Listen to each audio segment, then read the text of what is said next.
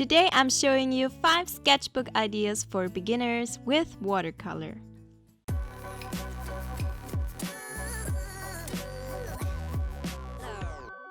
We are starting off with some washi tape, and I already put some washi tape on the borders, and now I'm making this kind of pattern with a thinner washi tape. In hindsight, I think that it would have looked better if I had just used one type of washi tape, but I used some thinner and thicker ones. You can do that however you want and make whatever kind of pattern you would like. And now I'm just doodling inside those patterns, and I'm just basically coloring them however I want to, whatever I feel like doing inside them, and it's totally random. And this one was a lot of fun. It's really therapeutic and you don't have to think about what you're doing.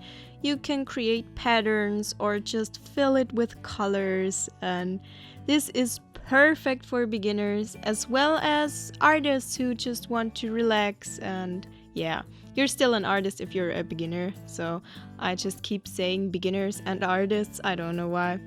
I tried to have some kind of color scheme here. I had some pinks and some blues and greens, and I think that somehow all those colors go very nicely together, and it was so satisfying to peel off that tape.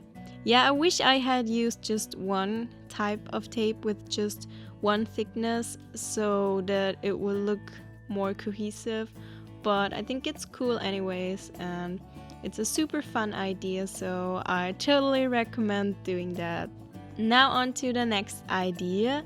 This time I did not put tape onto the borders. I'm not sure if I like it that way or if it's better with tape.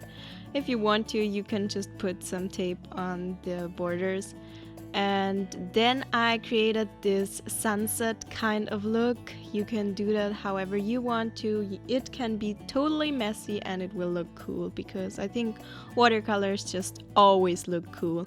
And now I'm doing this silhouette style. I think I've done this before in other videos and it's super easy. This time I just used a black marker. You could use any type of black paint, marker, pen, whatever you have lying around. It doesn't even have to be black, just use a very dark color. And then I put some mountains in there as well as some trees, and those are super easy. Just do those random lines and scribbles like I did here, and then the picture is basically done. I just added a few stars because if you know my channel, you know that I just love stars and I love all kinds of galaxies, and it's a bit magical like I always say, and that's why I also added those with a white jelly roll, and that's the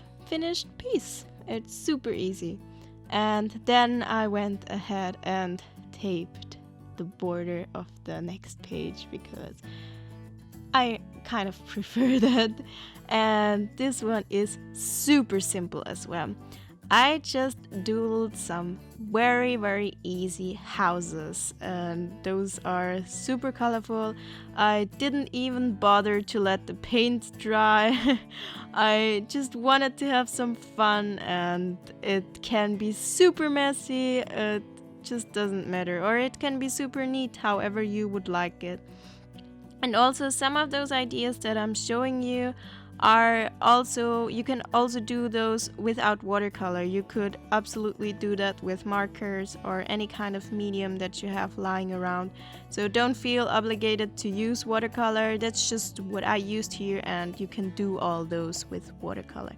And I'm using a MOLESKINE watercolor sketchbook, by the way. I'm gonna link it down below because it's a really nice sketchbook. It's not perfect, but it's really nice. And it will be finished very soon, I think, so you're gonna see a sketchbook tour eventually.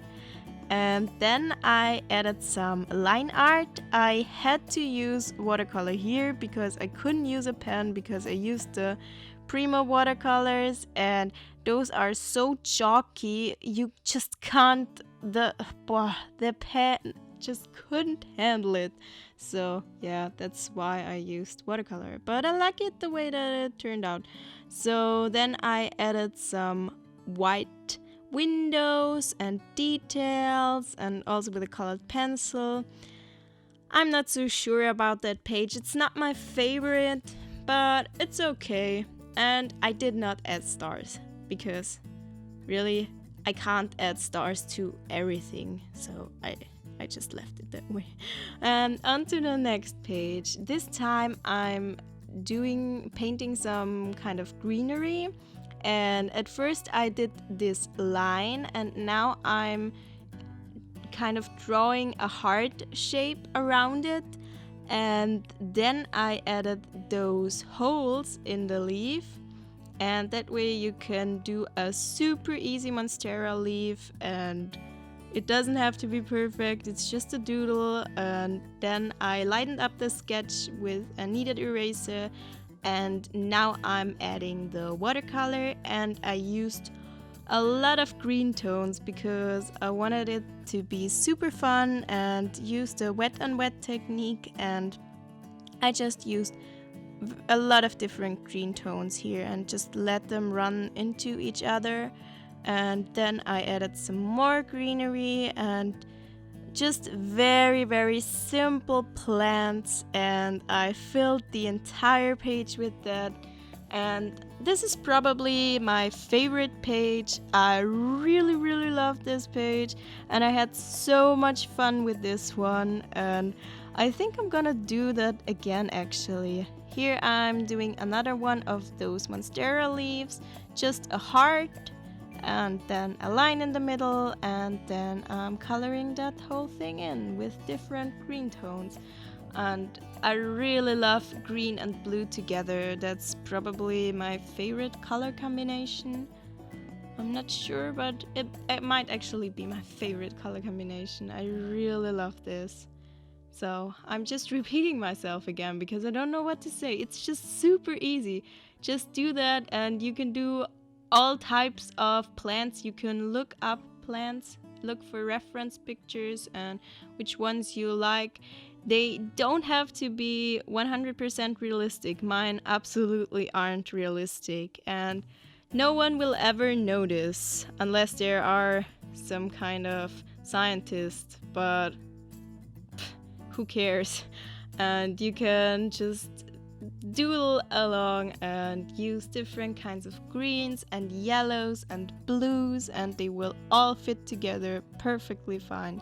So this is the finished page, and now we're moving on to the next one. And this one was actually recommended by a subscriber of mine, and this person told me over and over again that I had to do some feathers. And I'm not sure if they wanted me to do a tutorial, and this one isn't exactly a tutorial, it's just an idea, so it's not even my idea, but who cares. I just did a bunch of feathers, and they're super easy as well. You just do a line and then you do those different shapes around them. I don't even know how to explain that, but I think it doesn't even matter if it looks realistic or if it looks like a real feather, because if you do a bunch of feathers together, everyone will know that those are feathers, and even if they don't, who cares? It's just a sketchbook and it's super fun. And yeah, I used purple tones here as well as a little bit of orange, and I really love this combined with the green page. And yeah, that's about it. So to do this feather, you just paint a line and then those lines around it, and that's basically it. I don't even know how to say that, how to explain that. It's just so easy. And it doesn't matter if it's not perfect, you can do the next page and then the next one. Just look at some different kinds of feathers. And yeah, then I added a pink border around that because I thought that it didn't look as cohesive as I wanted it to be, so then I added this border, and now I absolutely love this page spread. And I really hope that you liked this video, and if you did so, please give it a thumbs up. I'll see you next time. Goodbye!